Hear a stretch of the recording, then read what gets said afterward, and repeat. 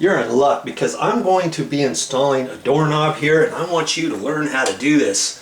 The first thing I'm going to check on here is the back set. And the back set from the side of the door that you're pulling towards you, you want to measure from that edge of that to the center of the hole, and it's either going to be 2 3/8 or 2 3/4. And I look at this door and I can see that 2 3/8 is right here in the middle.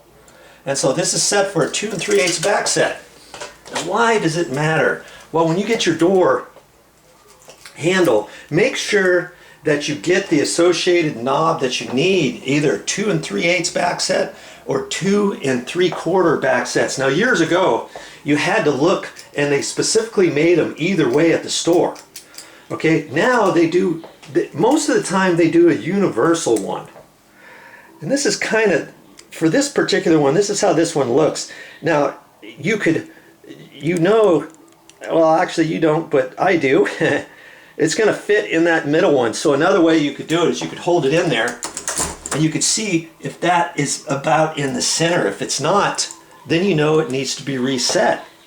And on here, I don't know if you can see it or not, it says right there, it says 2 3/8. Where is it? It's hard to see.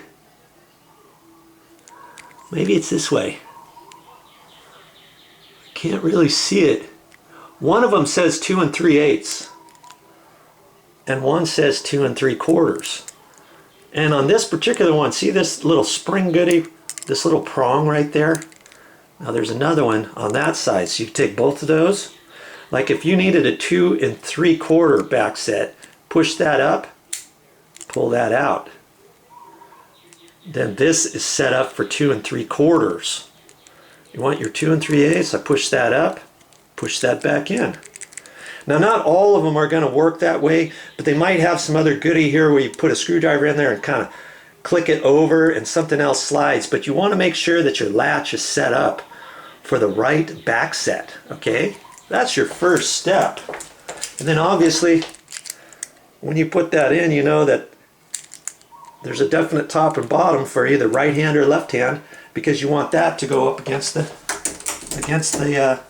latch there. And sometimes if you're not paying attention, you could put that in because you're going fast and then find out, oh shoot, I put it in backwards. I've done it before. Okay, so we're just going to take that, and it fits in there, and we're going to put 2 screws in there. Now this one's all set up. See how the edges are rounded off? Some of them are square.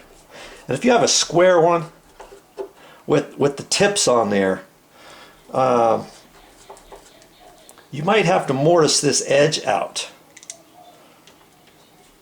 Or you tap it in there, and you can mark it with a hammer or something, put this on there, tap it a little bit, and then you can get it, and then you have to kind of take out the tips.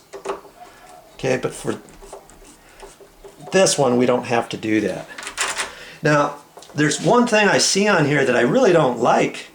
This is inset a little bit. My pet peeve is to have this flush.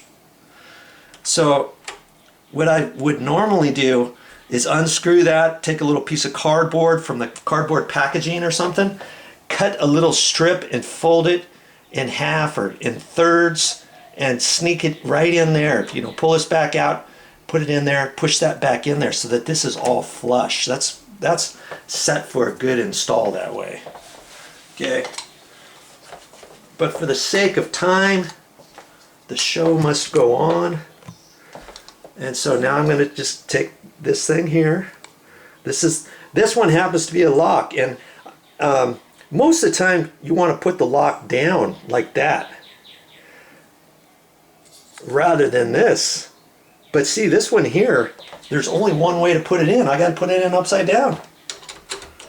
And I don't like that. And see, it's not going to go in until I depress this a little bit, and then I can slide it in here. Okay? Just like that. Let's see if I can show you this a little better. Now see, I look on the back side of this, because I want this all to line up. And I see there's a small little nib up there, and then here's the curlicue. See? You see that? The curlicue's down at the bottom, the nib's at the top. And remember, on the latch coming out, this is kind of set like a curlicue here, isn't it?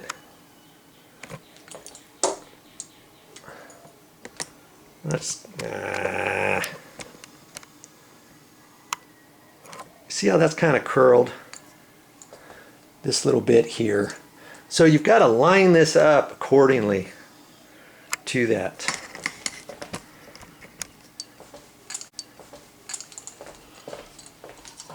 Okay, so I know it needs to go just like that. Then I might have to see, I had to turn the thumb turn just a little bit to make sure it went on. Now I can check the handle, make sure it works, even before I put the screws in, you know, in case yours goes on one way and then you do it and then it doesn't work. Okay, so now I take this sketching and I'm just going to see, I can spin that, see there? It goes any direction.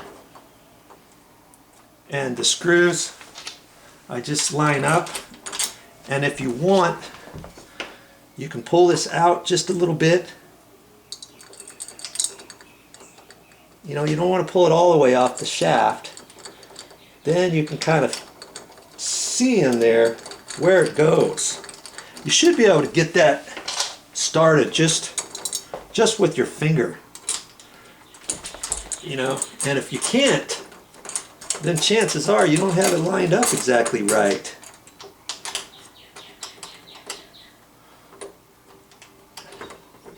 Because these threads are very fine threads. Okay.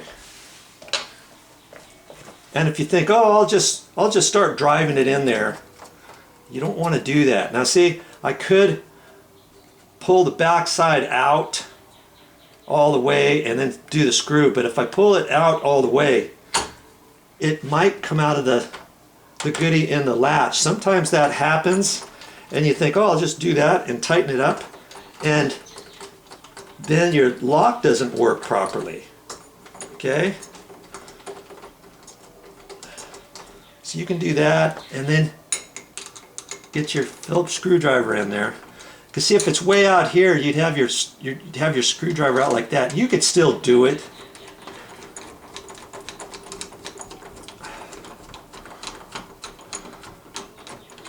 I'm trying to have you look over my shoulder, but let's set this up in a different way here. I think that might be better. Okay. Now I can hold my foot on the door and my knee on the door, so it doesn't go anywhere. Okay, now before I get it tight, I just want to kind of look at that, because see, I can swivel this a little bit, see? I don't want it up too high, I don't want it down too low, and especially if you've already taken an old one off and if your door has already been painted, you might have an escutcheon trim line that had been etched into your door, and you might think, well, it needs to go right about here, because Joe said center this. But my escutcheon edge is just barely showing, so I need to lift it up just a little bit or down just a little bit. You know, something like that. Okay, so I'm going to just split the difference. This door has not been painted yet, and I don't have to worry about any marks. And now I'm going to tighten this up. I'm just going to make it snug first. Make sure it works properly, because sometimes if you don't have this set up just right and you crank these screws down, you might try to turn this and it might go in hard, or it might go like that. When you let go, maybe the latch doesn't pop out. You think, okay, I've got to loosen this up, maybe readjust this and tighten it up. And also, if you got a hollow core door, which this one is a hollow door core, by the way, hollow core door, hollow door core, yeah, right. you want to make sure, or especially if it's a metal door, let's say it's a metal door and it's hollow or something, and you crank down on this side screw here, you might depress the metal just a little bit, or the wood, whatever, and that could drag the latch. You're thinking, well, I got it tight, then you may have to loosen it up and then snug it up again, okay? I don't overly tighten these, but I want them snug, okay? Looks like it's all working. There you go.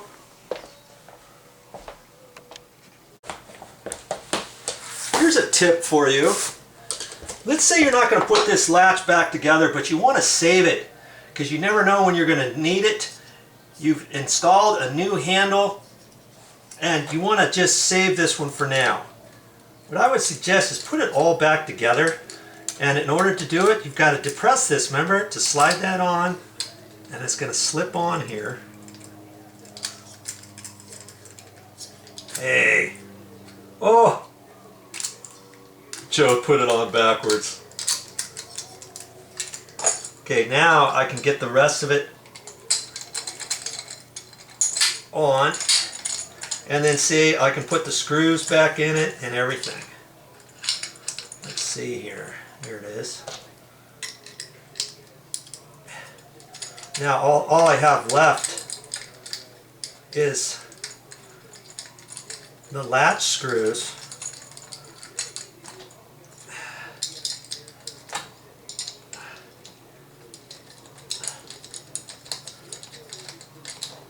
And I don't generally tighten this down all the way, but I do it enough so that I know the screws aren't going to fall out later.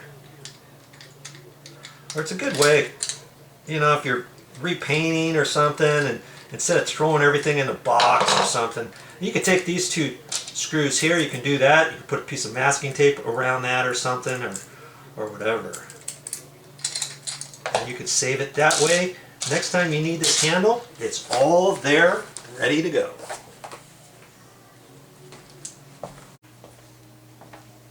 Well, that's all I got for this time, but I'll be back with more videos.